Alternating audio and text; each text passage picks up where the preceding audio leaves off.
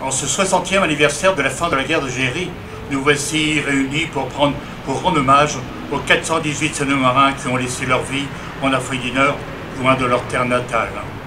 Il y a 4 ans, nous étions ensemble sur cette même place pour inaugurer le mémorial des tués en Afrique du Nord. Malheureusement, aujourd'hui, nombre de ceux qui nous ont quittés ou n'ont pu être présents ou être empêchés par la maladie. Ce mémorial n'existe que grâce à la volonté de tous ceux qui n'ont pas voulu être des oublieux de l'histoire. Qu'ils en soient remerciés. Lieu de recueillement et de souvenirs, témoignage d'un passé commun assumé et apaisé, le mémorial rassemble gravés dans le marbre les noms de tous ceux qui, appelés, rappelés ou engagés, venus de tous les milieux, citadins ou ruraux, sont morts en Afrique du Nord.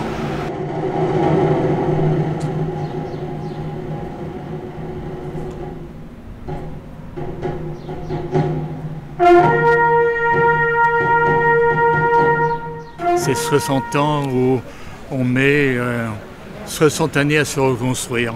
C'est la partie peut-être la plus difficile. Et lorsqu'on arrive dans des cérémonies comme celle-ci, tout rejaillit.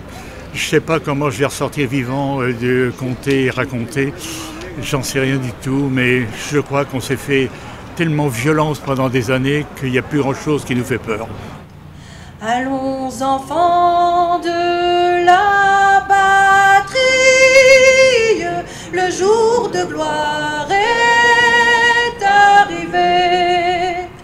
Contre nous de la tyrannie, l'étendard sanglant élevé, l'étendard sanglant élevé.